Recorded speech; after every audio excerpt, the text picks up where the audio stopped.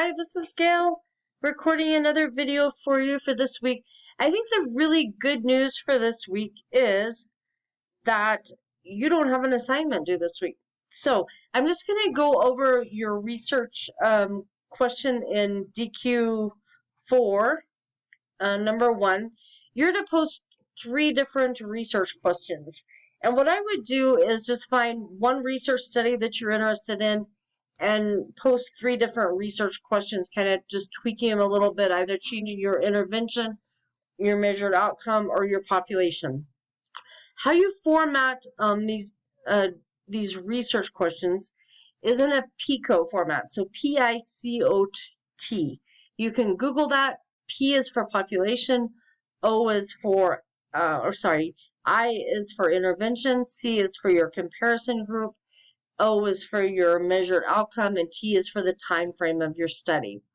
So thinking ahead for your 699 capstone, you could use this to kind of help prepare yourself for it. So find an area of research that you're interested in. For 699, you're going to be doing an evidence-based project, and you'll have to develop a research question or a PICO, P-I-C-O-T, for that project. So what I'd like for you to do is, for this discussion question, is just find that research study and then reword, kind of frame how you would do your research question in 3 different ways.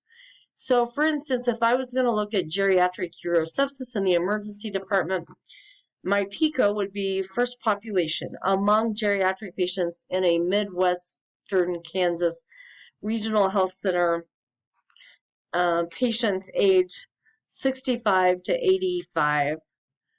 That's my population, right? Then I want to name my intervention. Does a geriatric specific emergency department triage system. That's my intervention.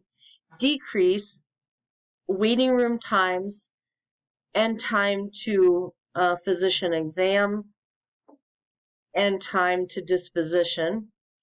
So that's my intervention. Compared to retrospective traditional triage system, that's my comparison group, over a 1-year period of time. And that's my time period. So that's an example of it. But if you look at PICO, I think that you'll discover some templates and ways to do that. But rather than coming up with 3 different research studies, I would just find one. Hopefully that helps. And then when we look at DQ number 2 here, if we can, let's go back here, discussion forums. DQ number 2, 4.2.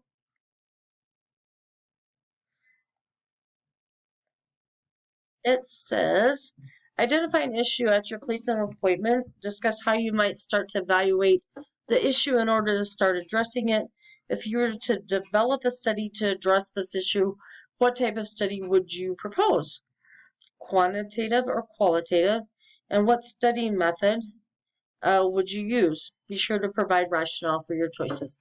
So a lot of you guys do work in healthcare. A lot of you guys don't. You're looking for a healthcare administration degree so that you can make that jump into healthcare.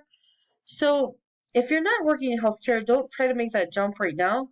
Work in whatever area you're in right now.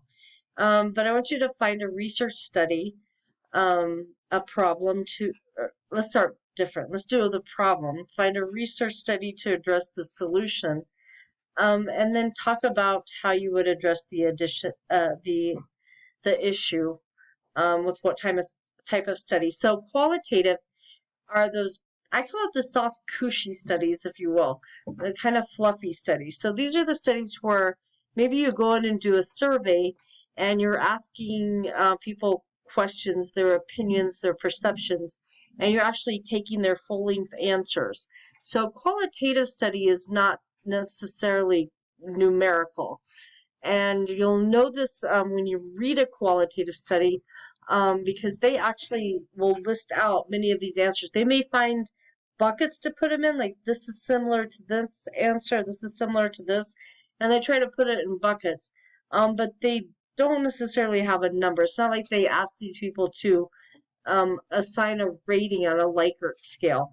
That's a qualitative study. It's soft, it's gushy, if you will, and it's about feelings and perceptions, if you will. And they're allowed to write out their answers freeform. A quantitative study is numbers.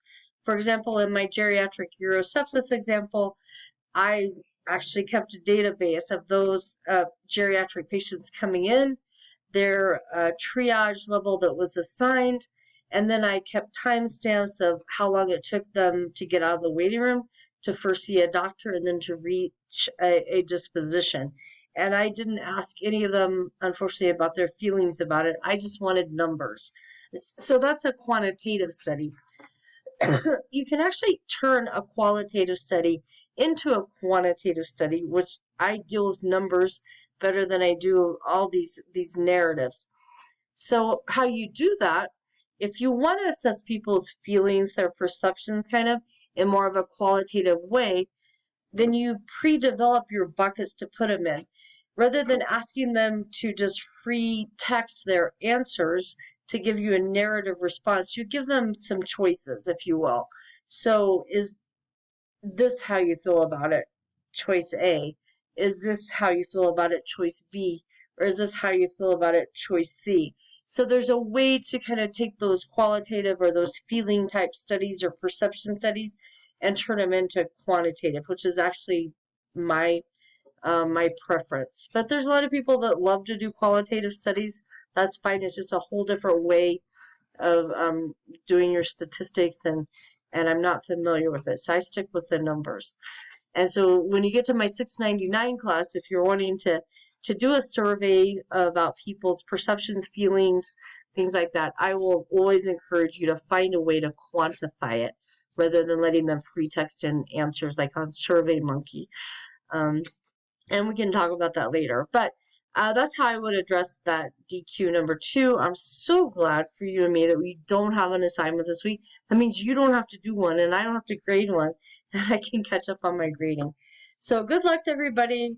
If you have any questions, be sure to text or call me, and I hope that you're doing well. The good news is, after this week, you only have 3 more weeks to go. So take care, and be safe. Bye-bye.